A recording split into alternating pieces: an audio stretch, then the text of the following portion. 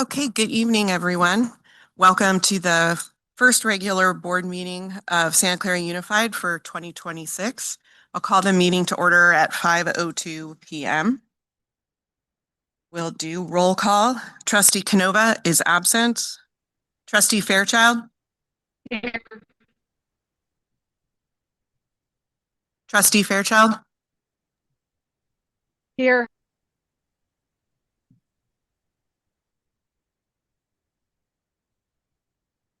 Okay, I can't continue until she... Here. Can you hear me? I can hear you. Michelle can hear me.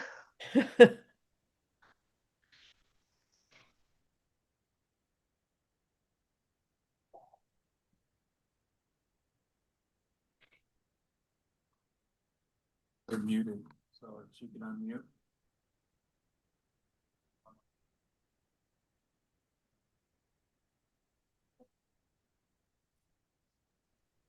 Here. Can't hear her.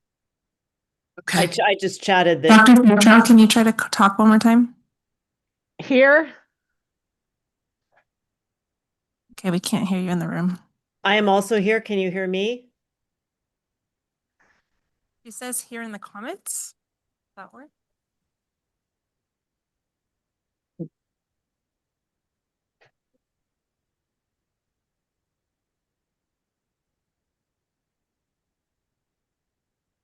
Okay.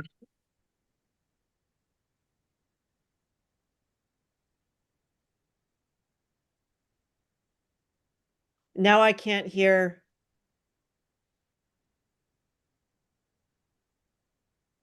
I can't hear anyone in the room.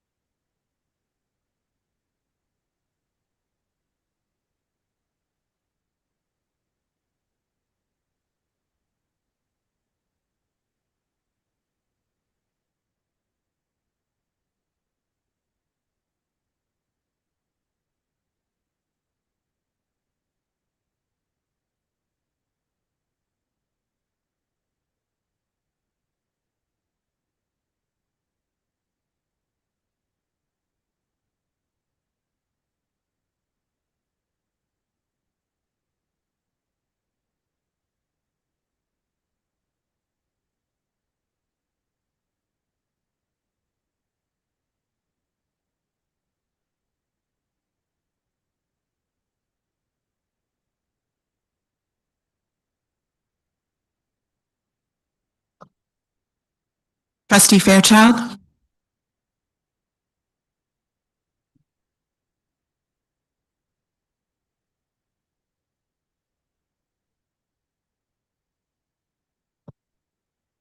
Can you hear me? Oh, Here. very faint, but I could hear you. Okay. Trustee Fairchild?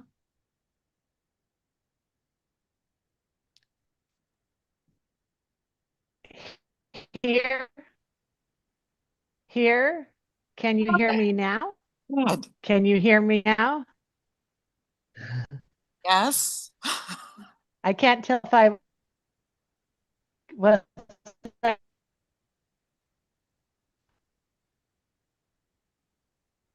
Oh, Trustee Ryan? Here? Okay. Trustee Muirhead? Here. Trustee Rotterman? Trustee Watanabe? Here. Trustee Canova? You are here now, so I'll count you as here. Student Trustee Suresh? Here. And I am here. Okay. May I please have the introduction of our interpreter?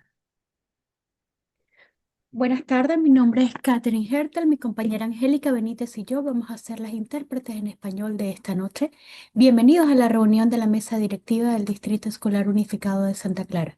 Esta reunión está siendo transmitida por el canal en español de Zoom. Para escuchar esta sesión en español, oprima el botón que dice Interpretación en su pantalla y seleccione el lenguaje de español. En este menú también puedes seleccionar la opción de silenciar el audio original en inglés. Muchas gracias. Thank you. We'll now have our Pledge of Allegiance led by Trustee Canova. To the flag, of the United States of America, to the republic for which it stands, one nation, under God, indivisible, liberty and justice.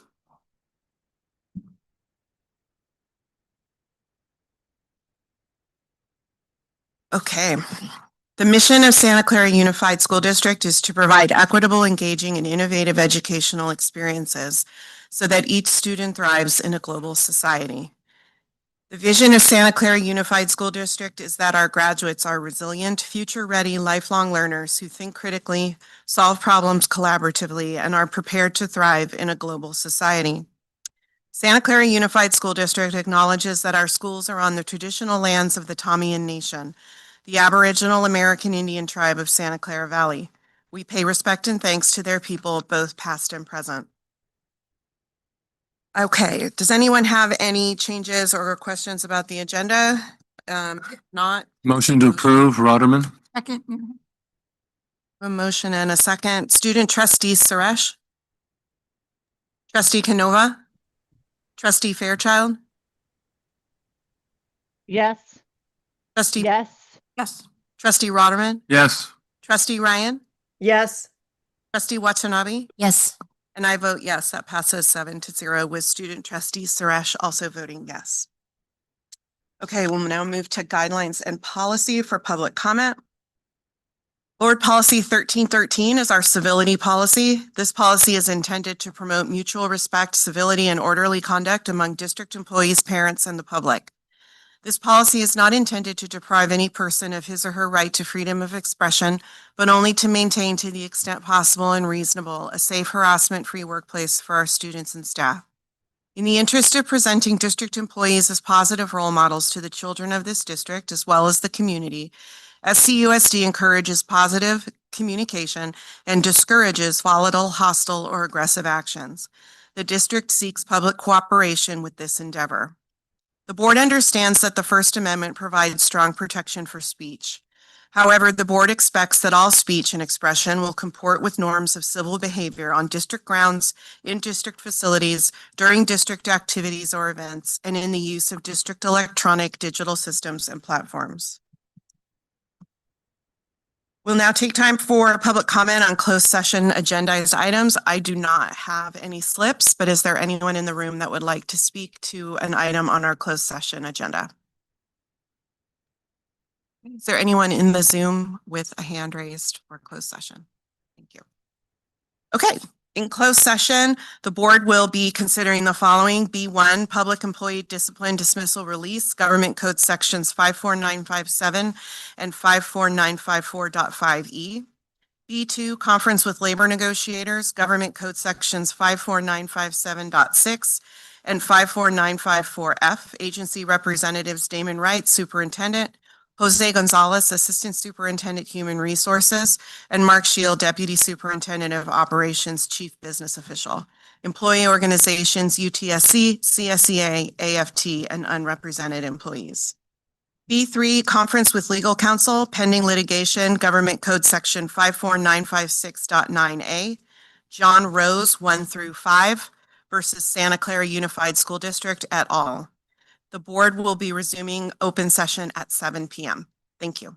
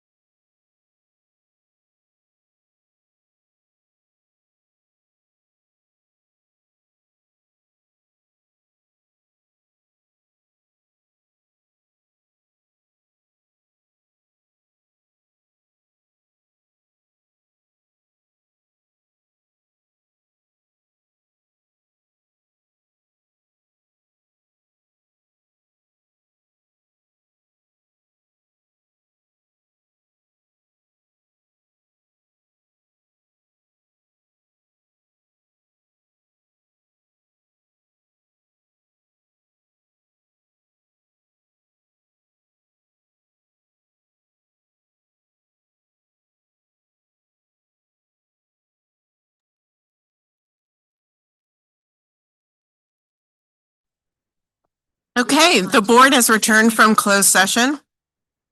May I please have the introduction of our interpreter? Buenas noches. Good evening, board. Mi nombre es Angélica Benítez. Yo soy intérprete del Distrito de Santa Clara junto con mi compañera Catherine Hertel. Vamos a ser las intérpretes en español de esta noche. Bienvenidos a la reunión de la mesa directiva. Esta reunión está siendo transmitida en el canal en español de Zoom. Para escuchar esta sesión en español, por favor, opriman el botón que dice interpretación en su pantalla y seleccionen el lenguaje de español. En ese menú también podrán seleccionar la opción de silenciar el audio original en inglés. Thank you. Thank you. For a report from closed session, for item B1, the board received information and took action. Tonight, the Board of Education voted 7-0 to accept the separation agreement and general release of employee number 8011. The board further authorizes the district administration to take all necessary actions to finalize this matter.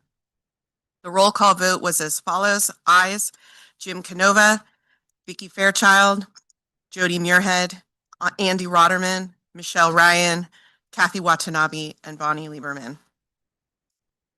Item B3, the board received information, and the board will be returning to closed session to consider item B2. Okay, we'll now move to our recognition of the Santa Clara High School Marching Band. Mr. Rico.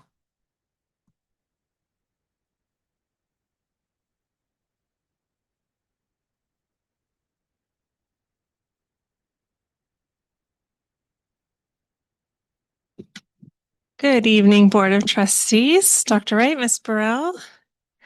We have with us tonight the Santa Clara High School Marching Band who are marching into our room right now. So those online on Zoom are watching them walk across my face right now. And we also have a very full room tonight. And so we are filling it with our Santa Clara High School Marching Band. It's a competitive high school marching band. They compete in events such as the Western Band Association and has recently earned top placements, including first and second place finishes in different competitions. The band's 2025 competitive season included a November 15th show titled Strike, a Call to Action, and concluded with a second place finish at the Western Band Association's California Regional Championships. Additionally, the band earned first place at the Gilroy Garlic City Classic, where they also won awards for Best Music, Best Effect, Best Color Guard, and Best Percussion. They took third place at the Irish Guard Invitational, winning Best Music and Best Effects. They are celebrated in its 2025 season with a Friends and Family Night at the Santa Clara High Football Stadium, where they engaged in a memorable field show exchange with our neighbors, Fremont High School's marching band, the Firebirds. And tonight I have Principal Greg Shelby and Music Director Johnny Erdman here, who will talk a little bit more about the program for tonight. And then we'll have the board come down and join a really excellent formation. It's probably the best photo formation we've had in this boardroom. It'd be so easy to get you all in one photo tonight. So I'll turn it over to Principal Shelby.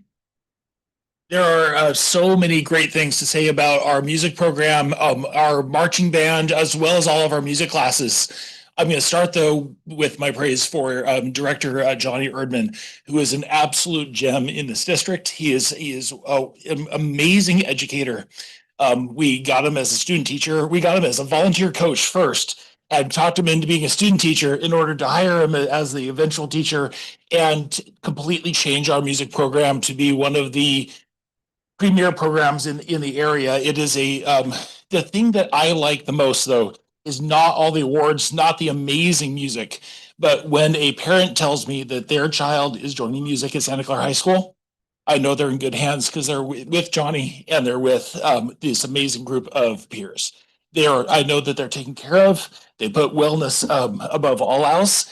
And over time, they just keep getting better and better and better. And that is because of this man here, Johnny Erdman. So,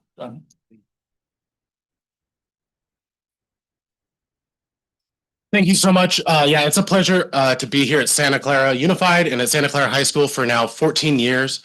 And in education, we talk a lot about data, and a lot of times we point to quantitative data and numbers, and music and arts in general are hard to do that with because it's so qualitative in nature.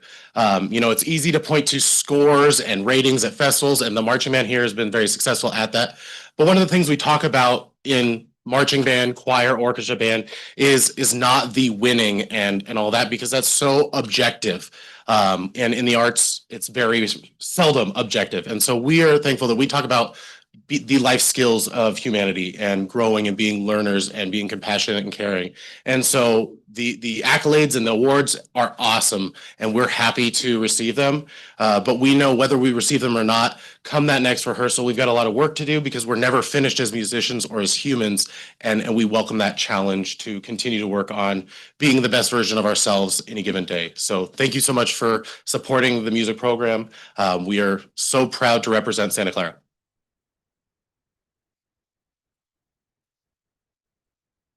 Our side on them.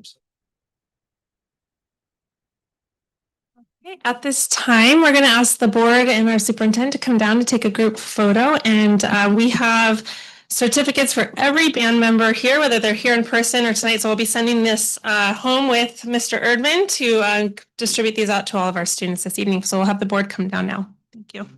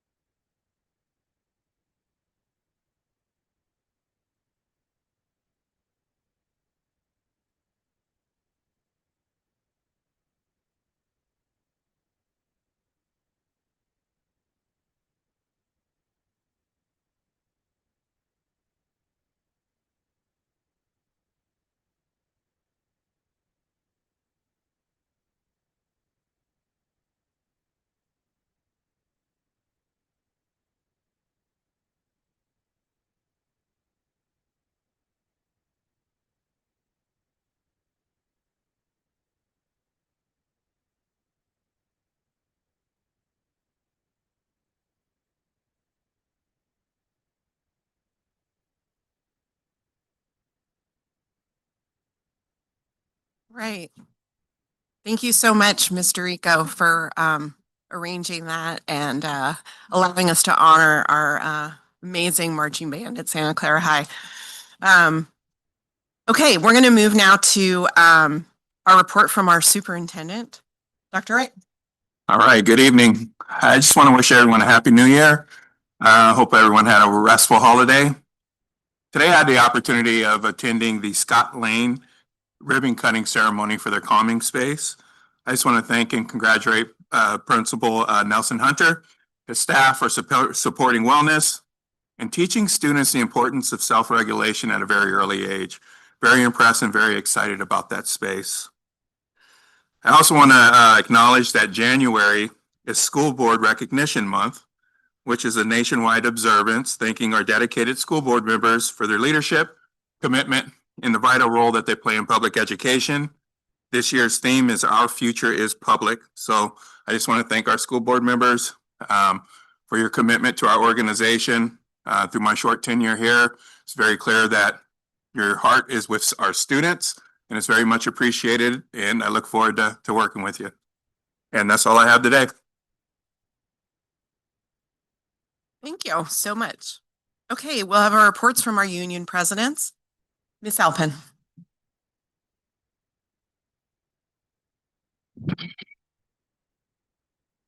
Good evening, President Lieberman, trustees, Superintendent Dr. Wright, student trustee Suresh, and Ms. Burrell. On behalf of CSEA Chapter 350, welcome back. While it's good to be starting a new year, I want to be honest, the anxiety and concern amongst classified staff is palpable. Our members are showing up every day carrying deep uncertainty, yet they continue to do the work that keeps the district running. I want to share what this uncertainty looks like and feels like on the ground. Today, a member texted me asking if and when they will know whether their position is impacted. She shared that walking into her normally enjoyable workspace felt like walking into a funeral. That is the emotional toll of unclear layoffs, mixed messages from managers, and inconsistent communication, and it's not sustainable for staff or for students. And this is just one of the many communications that I receive on a daily basis from concerned employees. Despite these challenges, classified staff continue to partner across departments to strengthen learning opportunities for staff. Most recently, this included job-specific training for clerical staff focused on duties and responsibilities. We are continuing to see real positive outcomes from the two-day onboarding sessions for our newly hired paraeducators. These structured onboarding experiences are making measurable difference in preparedness, confidence, and ultimately student success. CSEA hopes to continue working collaboratively with the district to expand structured onboarding processes into additional departments. Investing early in our people is one of the most effective ways to support students and stabilize our workforce. When you invest in classified employees, the return on that investment is significant. At the same time, there's a real need to mend the culture and treatment of classified staff in the Santa Clara Unified. Much of the decade-long mistreatment experienced by the classified employees occurred under the prior classified human resources leadership, where staff were routinely excluded, dismissed, or treated as operational afterthoughts rather than valued professionals. While we are hopeful that this era has come to an end, rebuilding trust will require intentional action, meaningful inclusion, and leadership that understands the classified workforce. We remain optimistic that the district will look beyond its walls to bring in that leadership with the experience necessary to lead that important culture shift. As we brace for potential layoffs and their impacts, we are increasingly concerned about the messages being shared at the site level. Classified staff are hearing different and sometimes conflicting information from administrators regarding layoffs and site impacts. I have been made aware that some site administrators have referenced both CSEA and UTSC position reductions. This information has not been shared with CSEA. As a result, I am unable to provide answers to our members, and frankly, I'm confused how site-specific impacts can be communicated when the layoff process has not yet begun. We ask that the messaging be clear, accurate, and consistent across the district to avoid unnecessary fear, speculation, and misinformation. We are also concerned about the layoff choices being presented and where this work may ultimately land. Classified staff across this district are already working at capacity. Further reductions risk shifting unsustainable workloads onto an already stretched workforce, impacting safety, learning environments, and essential support services. Reducing 30 million in people in a single year is not just a budget decision. It carries real and lasting consequences. CSEA and UTSC staff are not line items. They are essential backbones of our school. As I close, I want to be clear. Classified employees still do not know who will ultimately be impacted. The ripple effects of bumping will take time to surface across the district, and that prolonged uncertainty has real consequences. The situation was not created by classified staff, and they should not bear the greatest burden of its impacts. We respectfully urge the district to make decisions that keep reductions as far away from the classrooms and direct student services as possible while this process unfolds. Thank you. Good night.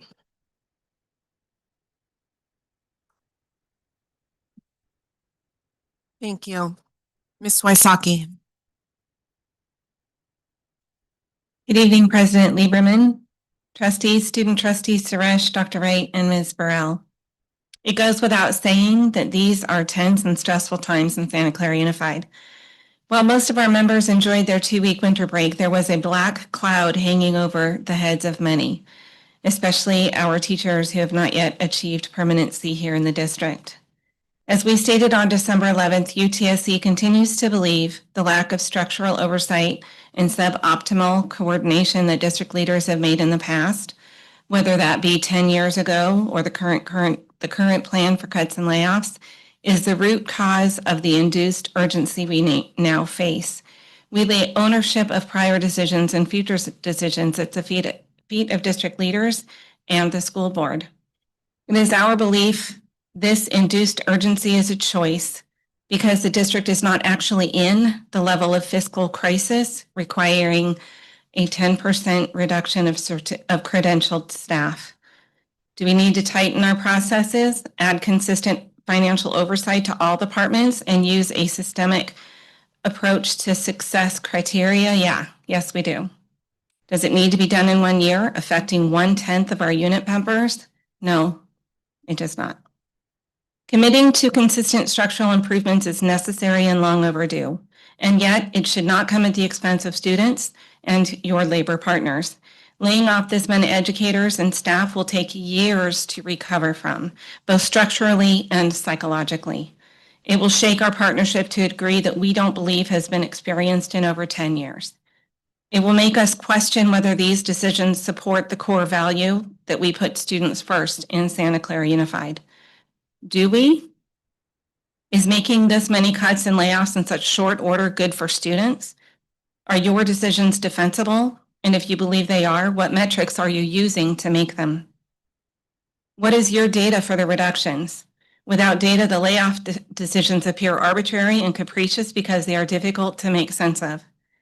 UTSC wants to be in partnership with a district where there is an understanding that all students deserve the best, where district department leaders have a highly developed understanding that numbers have a direct and unequivocal connection to students and adults. To discuss them in any other manner is dismissive and lacks the human-centric approach of an industry which, at its very core, is human-centric. So where do we go from here? What is our path forward? UTSC requests leaders from the district office to the school board to site administrators that they focus on how best to make these changes and that they are done in a manner that we do the least harm to people, whether the people are our students or our employees. As I close out our UTSC report this evening, we expect our district leaders, when they make these decisions and navigate these times, to do so with as much grace, caring, and empathy as possible. Thank you.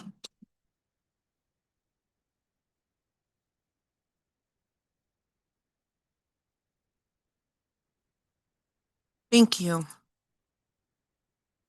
We'll move now to item F2, which is supporting student achievement.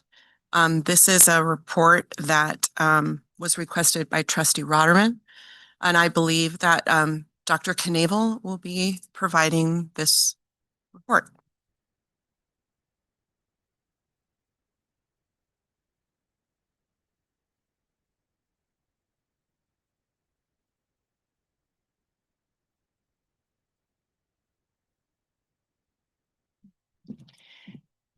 Good evening, board members, board president Lieberman, and Dr. Wright and Ms. Burrell. This is in response to really connecting something to student achievement every time that we are here to see you.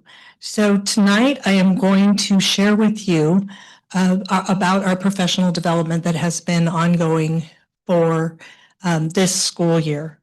The purpose of my presentation tonight is to share a high-level overview of how the district provided professional development is directly intended to align with and support improved student outcomes. Before I get started, though, I would like to thank the entire Ed Services team, our TOSAs, our teacher leaders, and everyone else who supports the planning and delivery of our professional learning. I do want to give special thanks to my professional learning partner, Joel Stefani, who makes sure that our classified folks are included in all of our professional development. So during the 25-26 school year, we have intentionally designed our professional learning to build educator capacity through a coherent, aligned system of instructional improvement. Across district-wide professional learning days, opt-in professional learning after hours, and ongoing site-based work, our focus is on strengthening Tier 1 instruction ensuring equitable access to high-quality learning experiences, and improving student outcomes across all grade levels and content areas. Thank you. High-quality instruction is the strongest school-based factor impacting student achievement. It builds collective teacher efficacy, which researcher John Hattie determined through his meta-analysis has an effect size of 1.57, with anything being above 0.4 considered to be highly effective. This year, professional learning emphasizes how instruction happens, not just what is taught, in order to build shared instructional expectations across the district. Rather than one-time trainings, sessions are designed as part of a multi-year progression, building collective instructional capacity and coherence across classrooms and schools.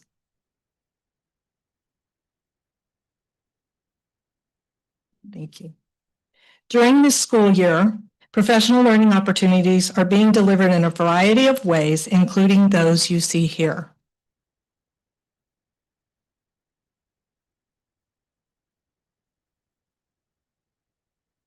The professional learning is organized around our developing instructional framework, and everything from literacy to math to MTSS connects back to these 4 elements. Staff build upon what they learn each time.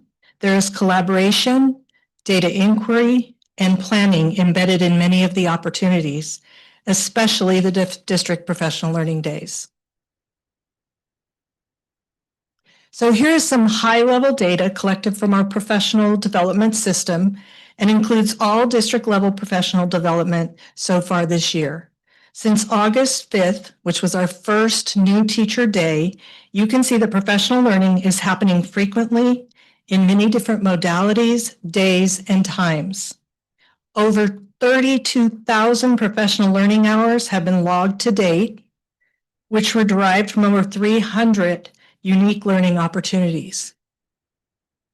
Importantly, effective professional learning is followed up by instructional coaching.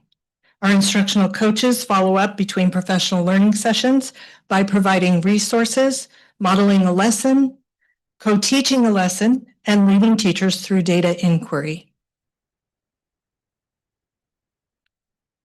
In every professional learning experience that we provide, feedback is collected through our professional learning system. Here are the overall results of the 331 professional learning opportunities so far this year. Over 90% of teachers reported that the professional learning gave them strategies to use in their practice and that they intend to implement what they learned.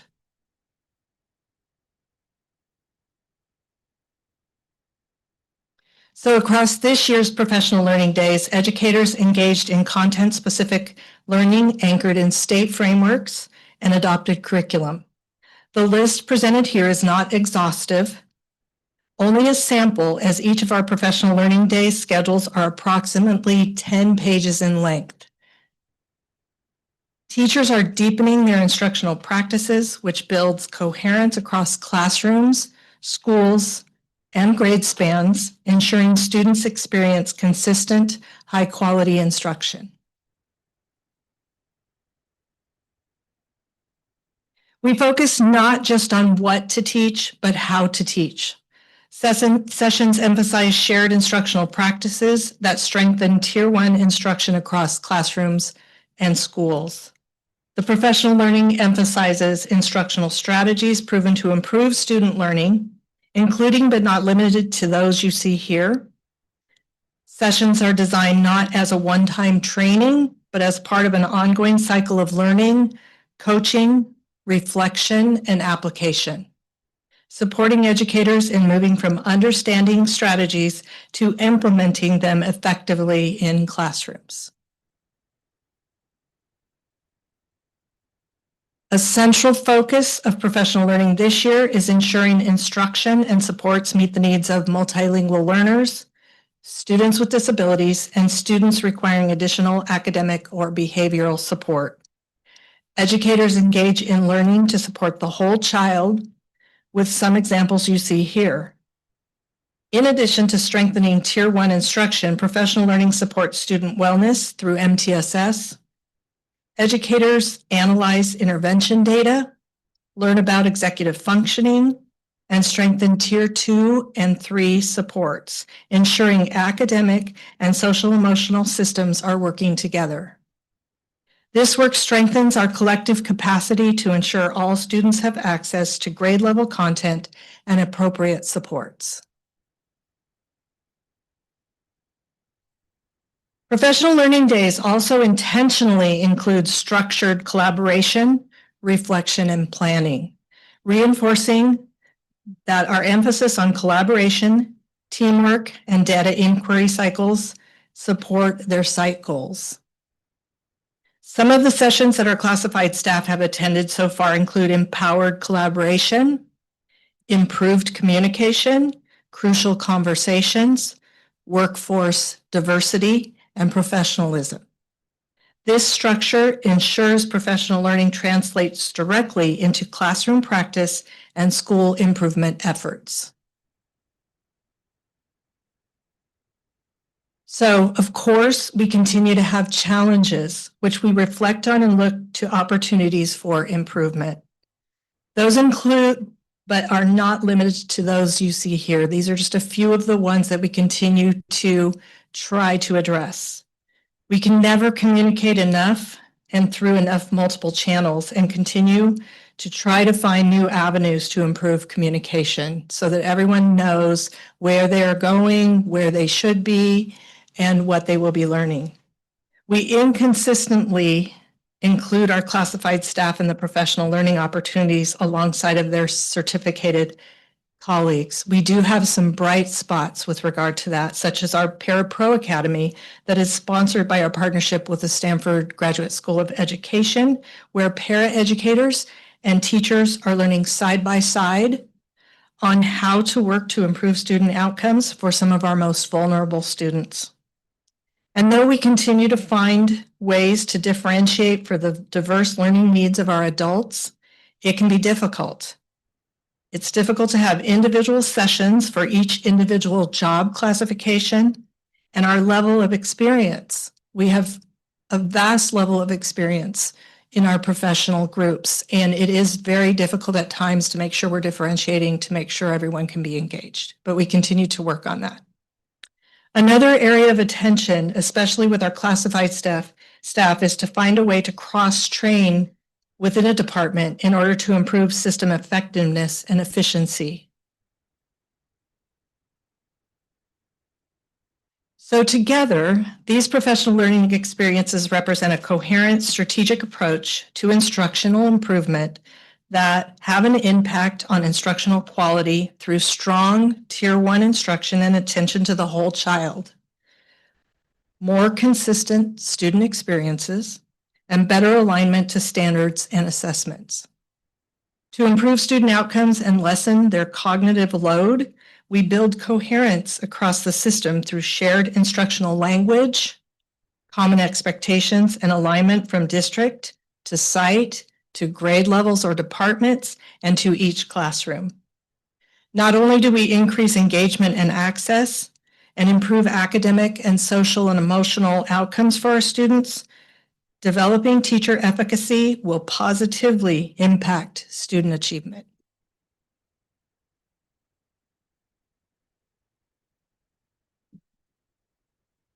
So what does success look like?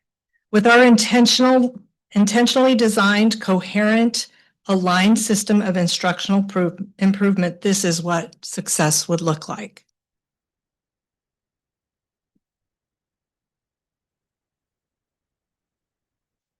In conclusion, Santa Clara Unified's 2025-2026 professional learning is intentionally aligned to the LCAP goals and 2025-2026 areas of focus and serves as a primary lever for building educator capacity, improving instructional quality, and advancing equity.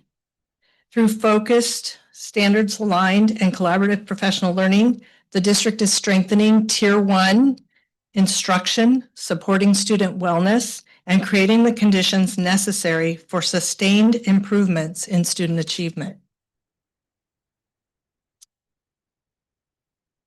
Thank you, and I am happy to address any questions. Thank you very much, Dr. Knavel. Do we have questions from our board? Trustee Rotterman? First off, thank you for the report. Really appreciate it. I also appreciate the idea that we're keeping student achievement on the forefront of what we're doing and looking at it every month. I like the report. I'm impressed with 32,000 hours of professional development. That represents about, my guess, Mark will tell me I'm wrong, about $4 million of investment in that area. The one thing I saw a lot of things in there about what success looks like and the different areas that we're dealing on. Have we been able to put any metrics together where we're able to actually say, okay, we did this professional development and this was our level of improvement that took place? So you'd have some metrics in there that, you know, here's where we are and here's where we got to. Have we had that opportunity yet? We have not. I think that improvement in student outcomes is going to come from a variety of sources. But if you do look at the research, teacher efficacy, collective teacher efficacy, which includes professional learning, is one of the highest ways to do that. It's kind of, I would assume that it's very difficult to isolate professional learning connected straight to student outcomes. The way we could measure qualitatively would be to then perhaps at the end of our session, because we've only had we're about 2/3 of the way through. We still have another 2 days of professional development plus many hours of opt-in professional development to come this spring. By the end of it, we could do a post-survey, which would be a self-assessment of teachers about the learning intentions that they had and how well they felt that it has helped them implement their high quality instruction in the classroom. So that might be a way to measure. Okay, well, and I appreciate that. And certainly I agree with you. You wouldn't be able to have a causal relationship there. Most of the correlation would be about the best you could accomplish. So, but I would still like to see us have some type of objective. I appreciate the subjective, and in fact, I argue frequently that subjective measures are an important part of the assessment. But I do want to still see if we can't come up with, this is my personal thing, so maybe the only one, some objective measures to say, okay, look, there's a correlation. We've done this professional development. We saw this kind of improvement taking place.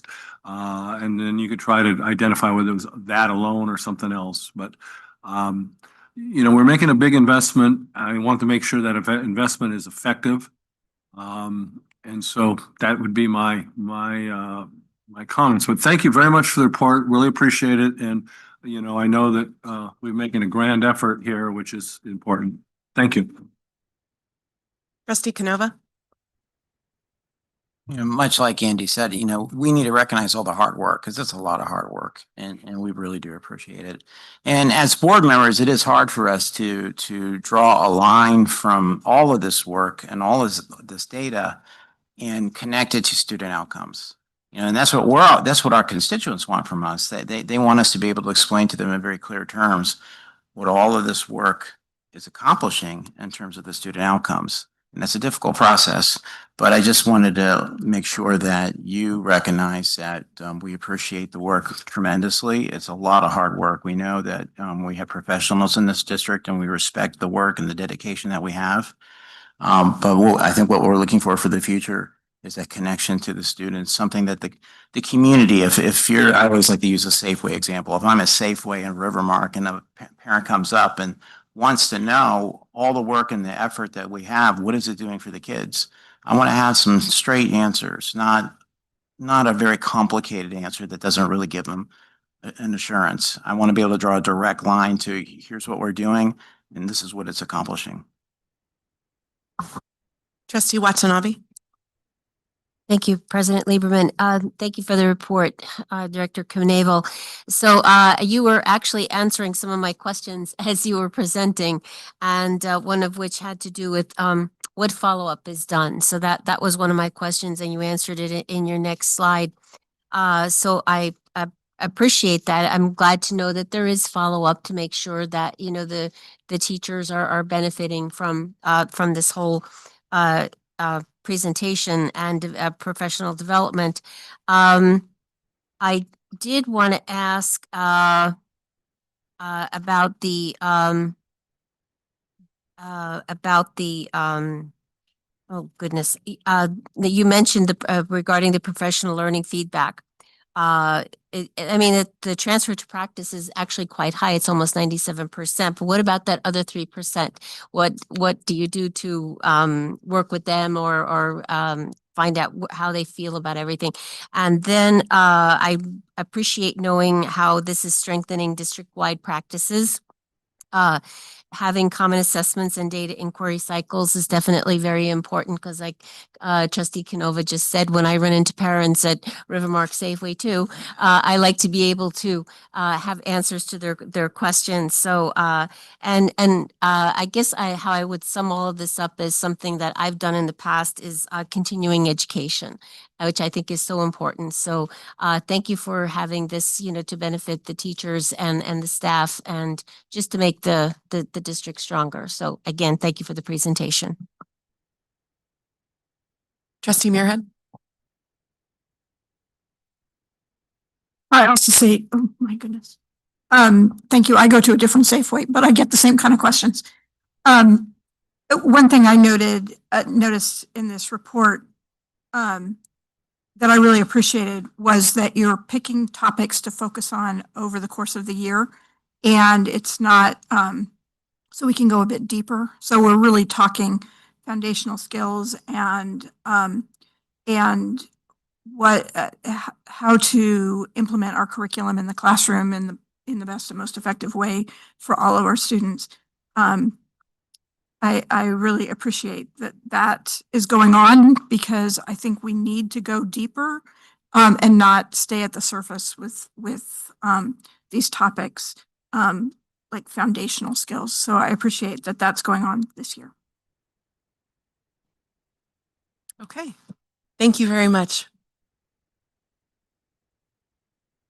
Okay, we're going to move now to public comment on unagendized items. Before we do that, I will read our board policy on civility. Board Policy 1313 is our civility policy. This policy is intended to promote mutual respect, civility, and orderly conduct among district employees, parents, and the public. This policy is not intended to deprive any person of his or her right to freedom of expression, but only to maintain, to the extent possible and reasonable, a safe, harassment-free workplace for our students and staff. In the interest of presenting district employees as positive role models to the children of this district as well as the community, SCUSD encourages positive communication and discourages volatile, hostile, or aggressive actions. The district seeks public cooperation with this endeavor. The board understands that the First Amendment provides strong protection for speech. However, the board expects that all speech and expression will comport with norms of civil behavior on district grounds, in district facilities, during district activities or events, and in the use of district electronic digital systems and platforms. So I'll call everyone up 3 at a time. You can line up behind the podium. You can turn the microphone on by pressing the button. The light around the base of the microphone will turn green, and that means that it's on. You'll have 2 minutes to speak. The timer is right above Trustee Canova. When it beeps, that means your time is up, and I will have to ask you to stop, even if you're in the middle of your comment, so that everybody has an equal amount of time. If you aren't able to finish your comment, we do want to continue to, I want to hear what you have to say. So please email us your comment so that we can read the remainder of your thoughts. Okay. So I will call up Tim Towers, Marley Lubbock, and Monica Garcia.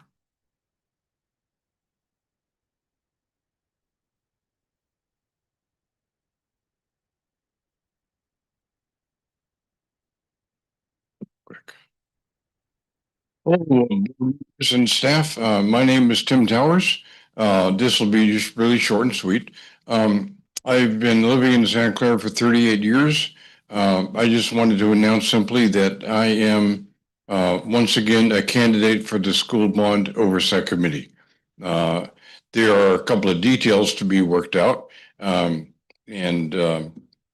all. I don't have anything else to say. Are there any questions? I know the board can't address me, but staff? No? Okay, thank you.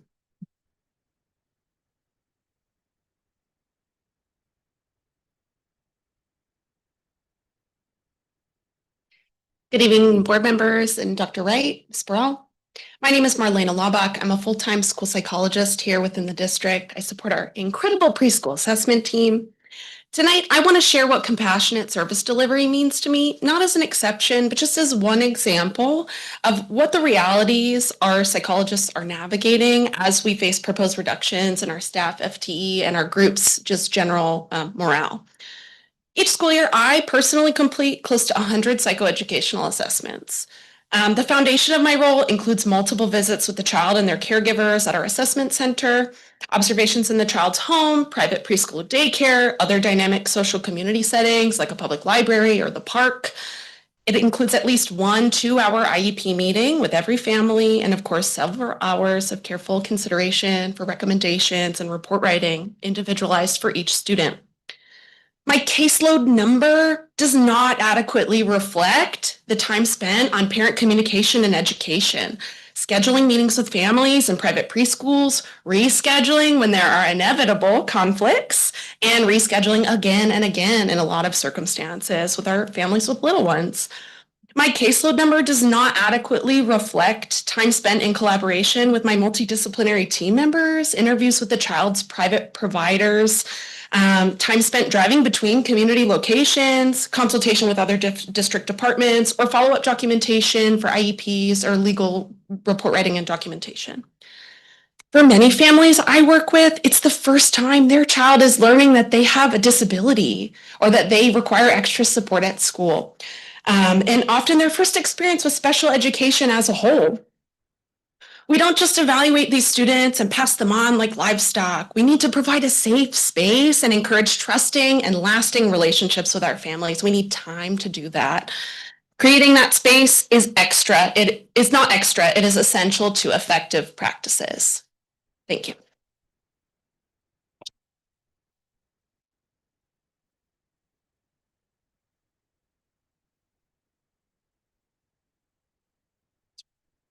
Good evening, members, Dr. Wright and Ms. Burrell. My name is Monica Garcia, and I'm also a full-time school psychologist serving 2 elementary schools in our district.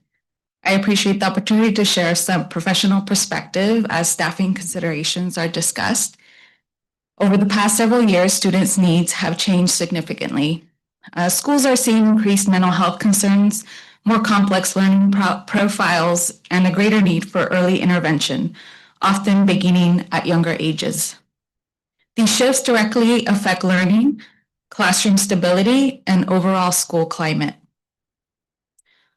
Our role includes assessment, consultation, early intervention, crisis response, and supporting districts in meeting federal and state requirements. NASP recommends a ratio of 500 students to 1 school psychologist. In our district, current staffing levels exceed that recommendation, which limits capacity for prevention and timely service delivery.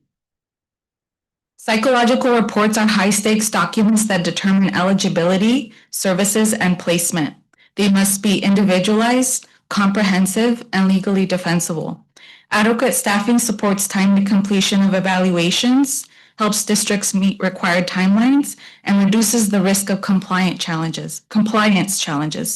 At the same time, early childhood responsibilities have expanded through TK and early intervention initiatives. Evaluating younger students requires more observation, collaboration, and careful interpretation. Research consistently shows that early intervention is most effective and cost efficient when staffing capacity allows it to be implemented with fidelity.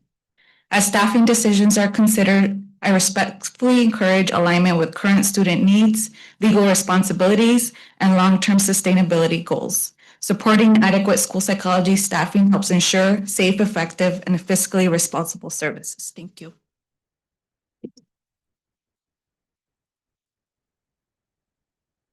Our next 3 speakers are Zung Bui, Lisa Freitas, and Amarena Fidani.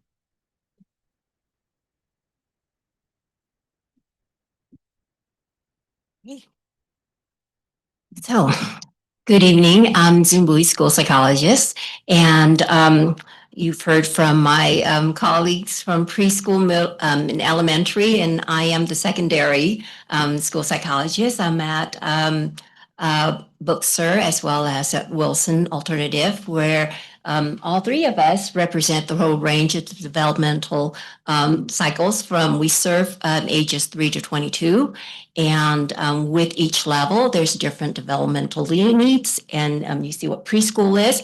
And by the time you get high school, that's where we get the budding psychiatric issues. And so that require a different level of psychological profiling as well as workup and expertise. And we all bring a different lens to that assessment piece. But that's a dry part of our job. You know, that's the part you hear about, the assessment, the IEPs, the legal mandates, all the boring stuff that we don't like either. However, the heart of our job really is about families and students, because without the time to get to know them, to get to spend with students, with families, that we will not get a comprehensive picture of who the child is and the context of what's happening. And in order to do that, we have to spend time with not just the student, the family, their outside providers. And I understand that cuts must have to be made. And this has happened before. I started here in 92 and we've had cuts before. Dr. Fairchild received a pink slip when she first started in the district, and she remained a school psychologist because our district has always made the right decisions about children and families. And I trust that this board will do the same, because that's what maintained our district to be one of the top 3 in the county. Oh, I forgot. School psychologists support our school counselors. Sorry.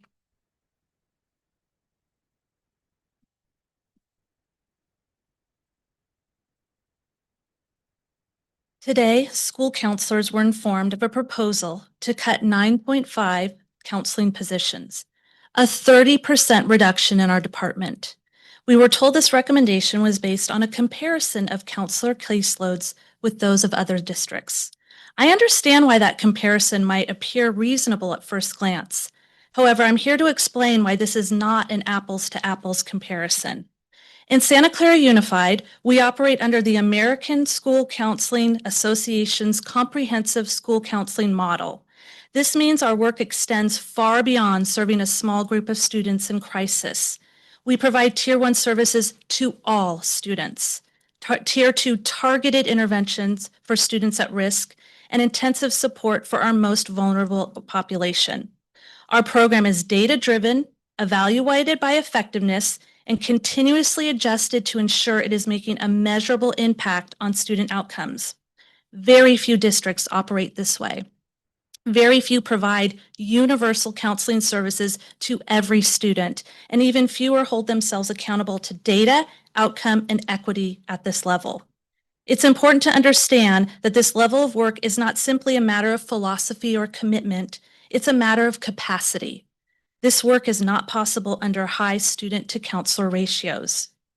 Schools operating with significantly higher ratios are often forced to step away from the idea that counseling can function as a core component of a school's MTSS framework. Under those conditions, counseling becomes reactive rather than preventative. Tier 2 targeted supports become unsustainable, and early identification and progress monitoring are lost. If counseling is expected to serve as an extension of the district's MTSS system, then counselor ratios must reflect that expectation.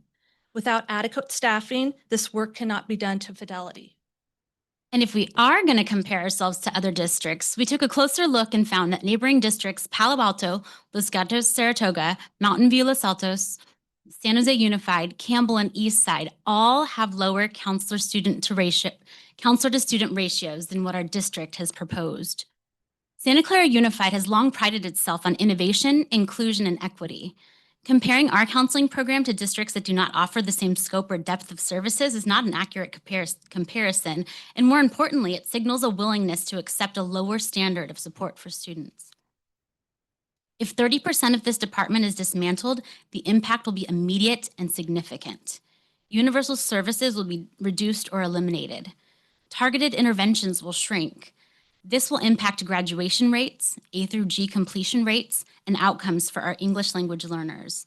And the students and families who rely on us the most will be the first to lose access. So I ask you, with these cuts, where specifically do you propose we cut back? Do we reduce targeted interventions for our neediest students? Do we eliminate four-year academic planning? Do we spend less time ensuring every student is on track to graduate? Do we neglect hundreds of recommendation letters that students in this district need for their college applications?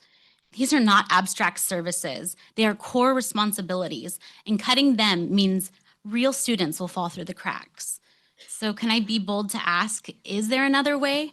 Could reductions be gradual and aligned with the enrollment shifts? Could we pause and develop a strategic plan rather than rushing into cuts that permanently alter our programs? I urge you to consider not only numbers on a spreadsheet, but the real students behind them, and to protect the counseling services that have made Santa Clara Unified a leader in supporting the whole child. Thank you.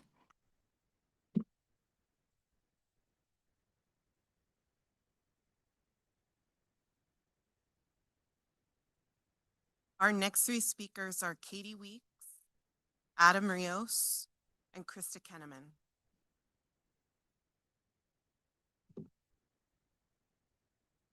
Hi, my name's Katie Weeks.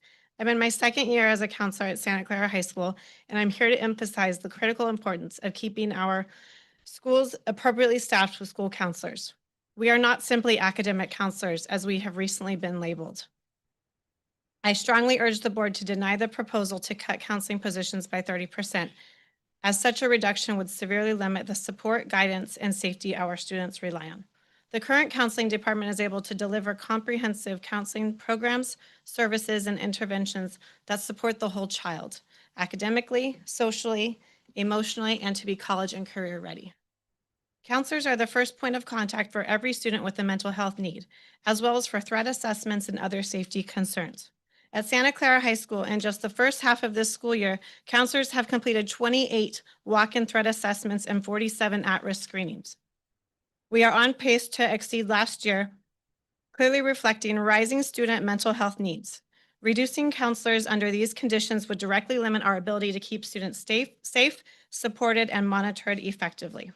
School counselors are the only educators who teach post-secondary pathways, college, career tech, the trades, military, ensuring equitable access to informed choices. Through our career development curriculum, students learn their strengths, their interests, their personality preferences, and connect those to real-world careers. And we do this for all students. School counselors are also the only professionals responsible for teaching students how to professionally communicate with their teachers, meet graduation requirements, navigate the complex college admission process. We guide academic planning, course selection, credit recovery, goal setting, college and career exploration, and financial aid and scholarship applications. Cutting counselors means fewer students receive timely mental health support, fewer understand their options after graduation, and fewer have trusted adults to turn to, and that will hit our most vulnerable students the hardest. I urge you to reject the proposal.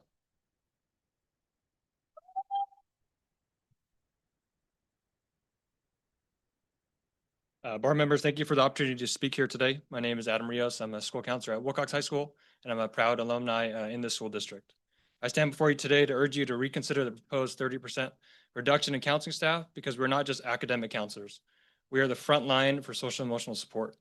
Counselors provide the essential bridge between academic success and social and emotional support. When students are in crisis, it is the counselors that see them first and determine if wellness services are needed. At Wilcox, the counseling department has had approximately 250 social and emotional contacts this year. These include behavioral emergencies, safety assessments, safety plans, reentry plans, and contacted parents to ensure students return to a safe and supportive environment. When tragedy strikes, we go above and beyond academic counseling. This school year, our community was devastated by the tragic losses of teacher Mark Raby and student Isaiah Mendoza. Andrea Cabello and I were not just participants, we as counselors led the support systems and created the safe spaces for our Horizon students, our soccer and baseball teams, staff, community members, families, and countless past and present students. Since the vigils and the memorial services, we have continued to be the rock and advocates for our most sensitive populations, conducting one-on-one check-ins days, weeks, months after their passings. Counselors are the safety nets that prevent our students from falling through the cracks, the people who hold this community together during its most vulnerable moments. I ask that you all reconsider the 30% reduction to counseling, as you're not just reducing academic services, you'll be reducing social and emotional support for students, for staff, and the entire Santa Clara community. Thank you for your time.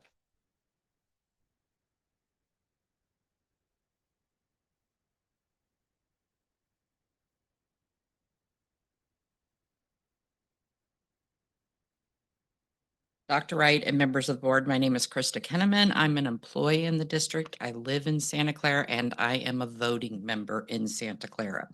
I'm here to speak regarding your proposed reduction of the 9.5 school counseling positions. I recognize that each of you are facing a difficult task of addressing deficit spending and making challenging decisions. I don't envy you. However, I urge you to pause and carefully consider the long-term impact of these cuts, as well as the significant investments the district has already made. Over the past several years, the district intentionally worked to align with the ACSA and the CASCA recommended counselor to student ratio of 1 to 250, an evidence-based standard we currently meet district-wide. Achieving this required significant investment in staffing, training, and systems. The proposed reductions would push caseloads to 350 to 400 students per counselor, ratios associated with underfunded schools. Santa Clara has never positioned itself in a district that provides subpar services, yet this proposal moves us in that direction. From a fiscal perspective, this raises serious concerns about return on investment. The district invested heavily in the professional development through Hatching Results, and these investments are producing measurable outcomes. Dismantling the counseling program now risks discarding years of training and progress, just as we are beginning to see results. 2 schools, including Peterson, where I work, have applied for RAMP Model School certification. We're awaiting the results, and those results may be eliminated before we even receive them. Many counselors who invested significant additional time to support this may no longer be employed. This sends a troubling message about our commitment to the systems we encourage schools to build. According to our district fact sheets, this is not a fiscal emergency. It needs to be addressed. While some adjustments may be necessary, is it necessary to dismantle an effective system overnight and immediately return to ineffective caseloads? I'll just finish up with saying I'm concerned that we're not thinking about this fiscally right. I respectfully ask the board to reevaluate these reductions beyond immediate budget savings and consider the full economic impact and long-term consequences. Thank you for your time and thoughtful considerations.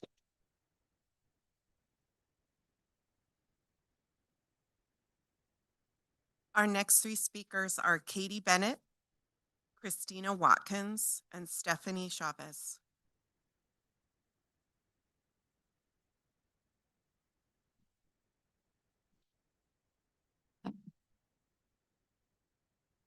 Good evening, and thank you for your time. My name is Katie Bennett, school counselor for Wilson and adult education. I wanted to highlight the importance of alternative ed and the need for counseling resources for these students. This morning, a proposed plan of eliminating 30% of our counseling program was presented to district school counselors. This will not only impact students at the comprehensive schools, but our most vulnerable students in our alternative education programs. This preliminary plan indicated that all alternative education programs will go down to a 0.5 position. As a result, this means that none of our students in alternative education will have the consistency that they're used to and need. You have the power to ensure that this does not happen. For example, at the last board meeting, you heard from our student representative, Farman Deep, that at Wilson, she's able to do dual enrollment, community college field trips, career exploration activities, and so much more. If you approve this proposed plan, Farman Deep and her peers at Wilson will not get the same opportunities to thrive. It's just not feasible. Alternative education requires a very delicate approach to student counseling, as well as extra support in order to allow our students to thrive at a time they need it the most. These are very unique programs that do require not only very specific support and interventions, but also additional procedures, processes, and training. There is so much to learn and understand about these programs before our students are impacted. Do we want our students to continue to have the opportunity to thrive or simply survive? Thank you.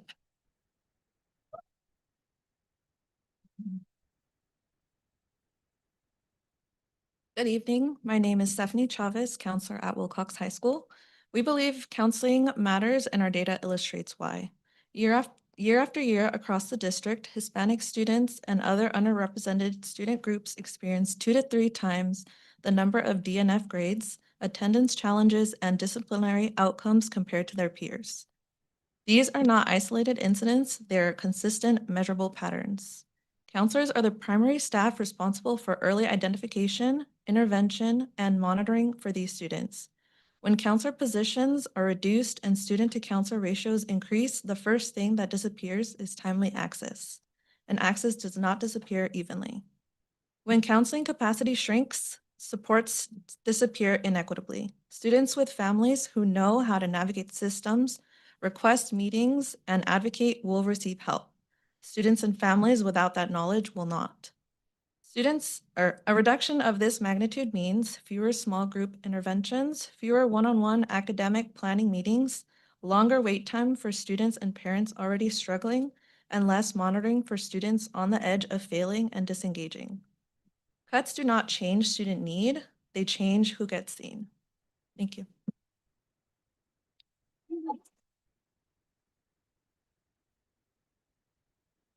Good evening. My name is Christina Watkins, counselor at Wilcox.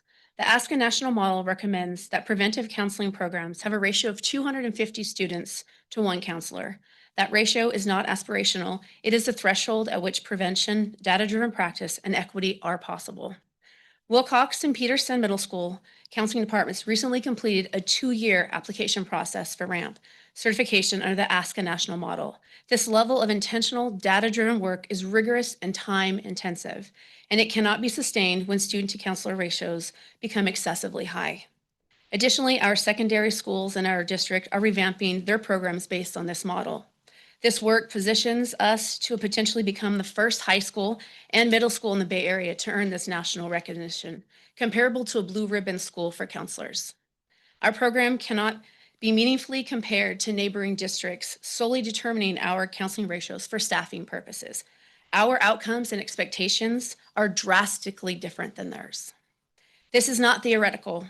Board Member Jody Muirhead, you have spent time on our team on our campus and participated directly in planning conversations around our Tier 2 supports for underrepresented student groups, including Hispanics, students, low-income, first-generation college students, English learners. You have firsthand experience in the level of planning, the data analysis, the collaboration and staffing required to do this work effectively. We respectfully ask for you and the support of the full board in protecting counseling capacity during this budget process. We understand cuts are going to come, but 30% does not eliminate services evenly. It decides which students lose access, and the students and families who lose the most are the ones least able to ask for help. Thank you.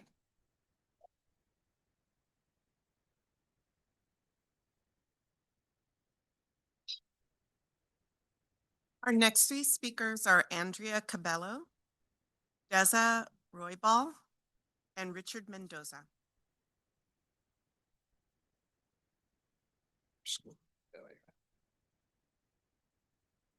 Hi, my name is Andrea Cabello. I'm a counselor at Wilcox High School. What we want to clarify today is not simply what counseling provides, but how students experience support at the secondary level and what changes for them when counseling capacity is reduced to 30%.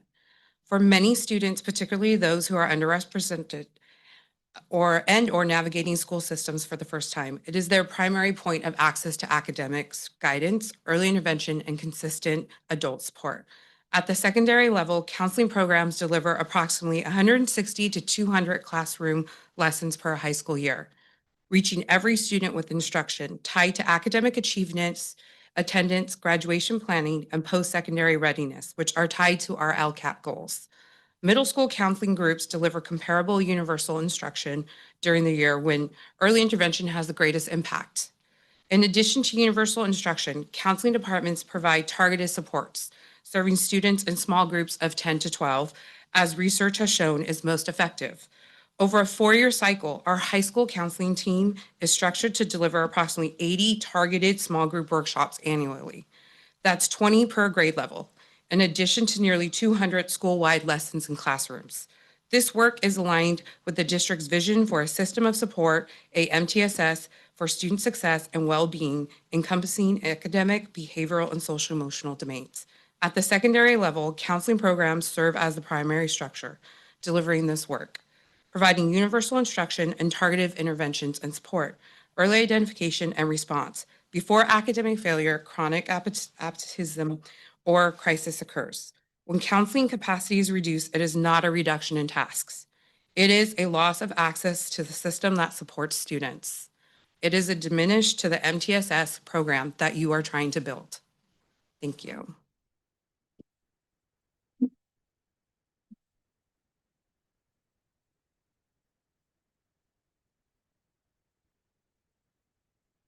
Good evening. My name is Dessa Rubal, and I am the school counselor at Mission Early College High School, also known as MEX. And I am a Santa Clara Unified alumni like Adam.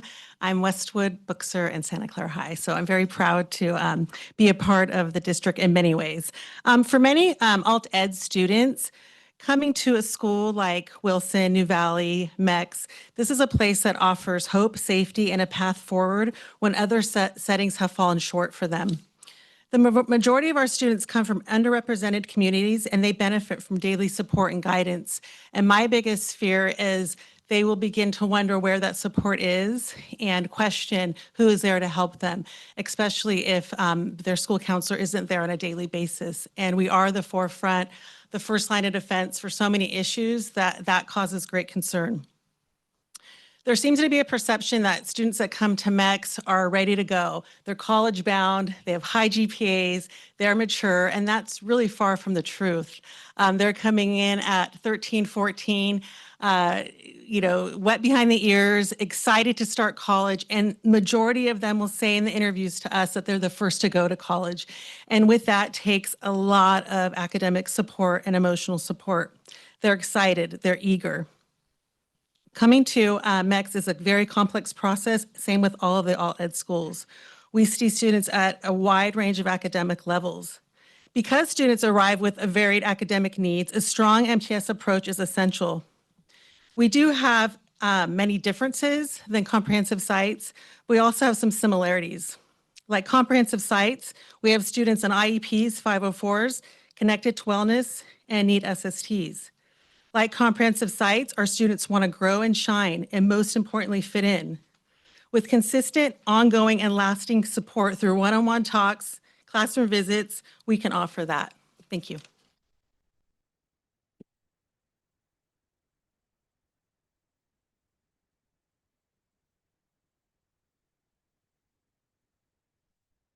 Good evening, board members.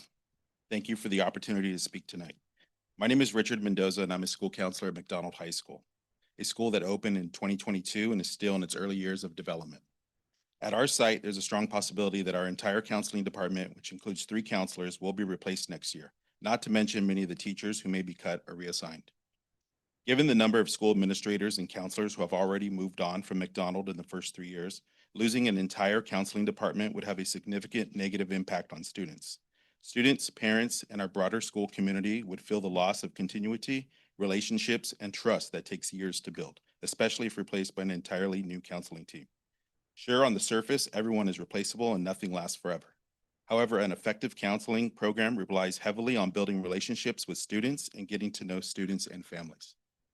When it comes to counseling teams, consistency is critical in building a successful counseling program. Because of the high need at the start of this year, we met individually with all of our seniors to develop a post-secondary plan. During these meetings, we were able to better support our seniors to ensure they were on track to meet A through G college eligibility and/or high school graduation requirements. Our seniors submitted 341 UC and CSU applications this year, and all of these students needed counseling support. Now at McDonald, we currently have 99% of our seniors on track to graduate this year, and nearly 50% of them have applied to four-year colleges. We hope the district can balance necessary cuts that need to be made with valuing the support that counselors provide to our students. If the district follows through with its proposed cuts, the McDonald community will certainly feel the loss. If you ask our staff, they will say last year morale was low at McDonald due to various issues.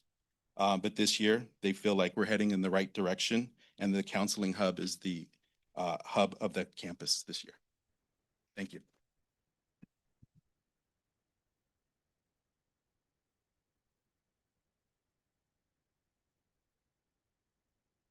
My last two slips are for Amy Huron and Krista Woodward.